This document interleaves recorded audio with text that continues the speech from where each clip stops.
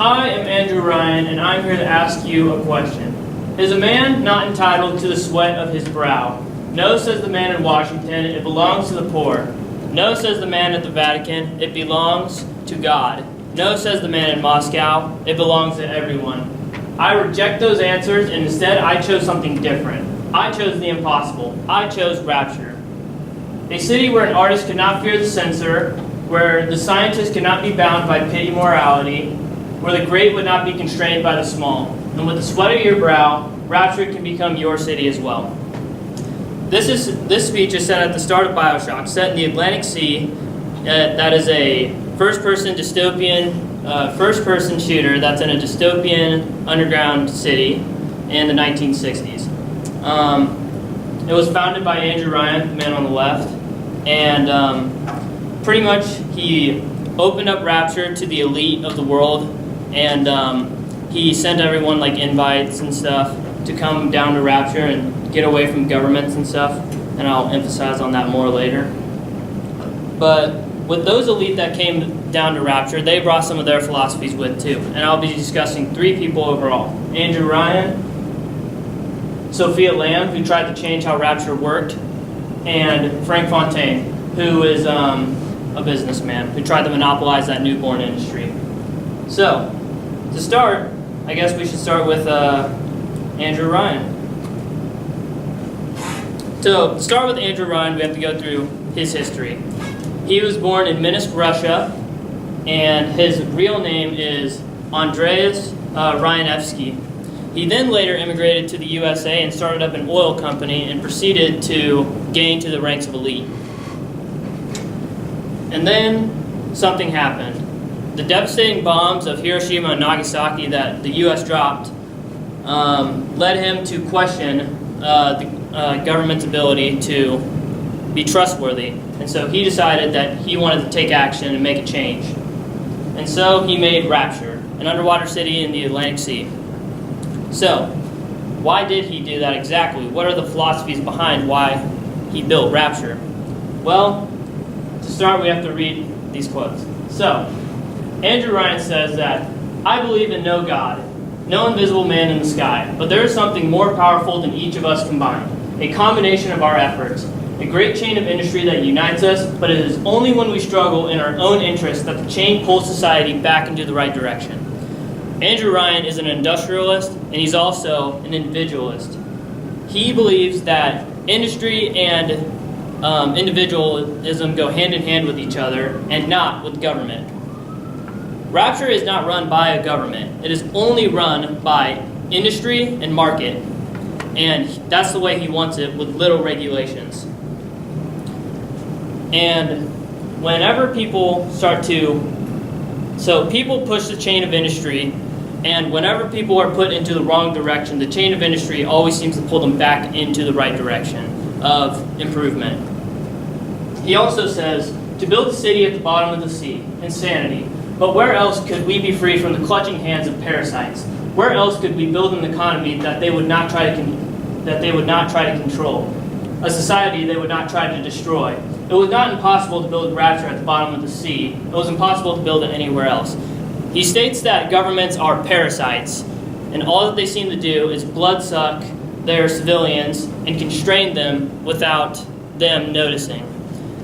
And with the illusion of free will. And he decided that Rapture would be free will entirely.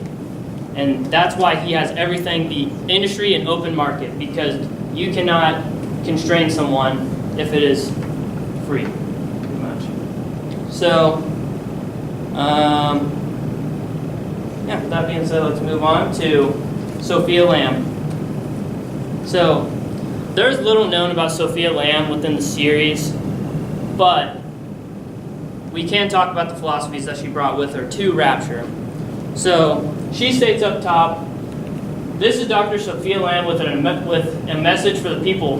Remember, you are not alone. Think of me not as a leader, but as a mother to the family of Rapture, to the Rapture family. She decides that instead of people being individuals within Rapture, she wanted to do something a little bit different. She wanted to have the family aspect within Rapture. Pretty much saying that individuals are not the reason for greatness. It is the people around them with the combination of themselves that bring them up with them together. She also states that Ryan was wrong. To hand significant power to any individual is to create a tyrant. We must therefore eradicate tyranny at the genetic level to end sin itself. That is our family, that is our cause.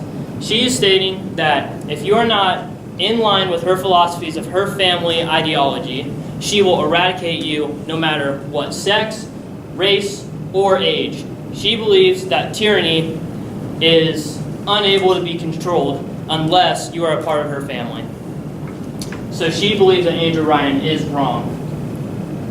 And so let's move on to Frank Fontaine. Frank Fontaine has history, but it's only within the books that you will be able to understand his history entirely. He was first known as Frank Gorman. He was born in New York City and he owned a bar. He noticed that Andrew Ryan was sending out a lot of ships to the Atlantic Sea for some reason, and he decided to understand why.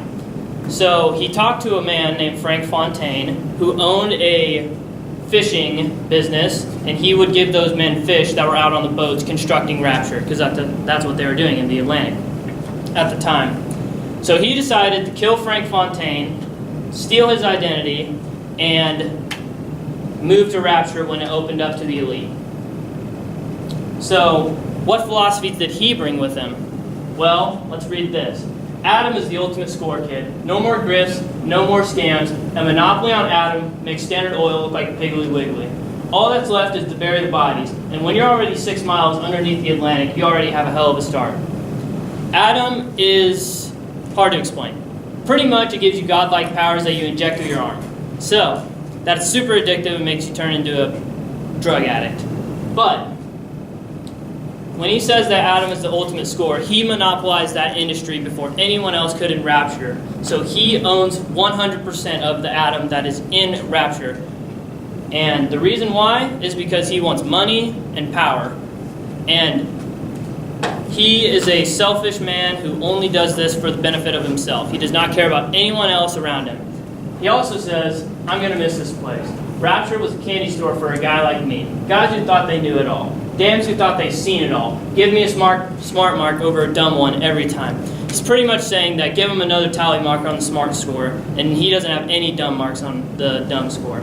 He is a cocky man who only wants benefit for himself. That's all he wants. He wants to monopolize and power and everything, pretty much.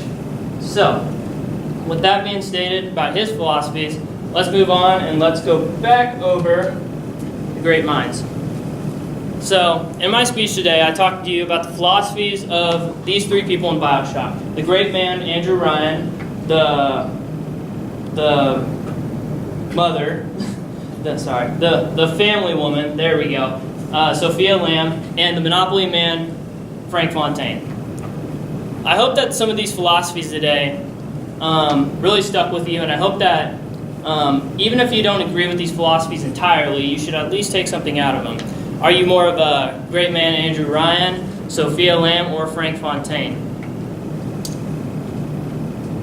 Thank you.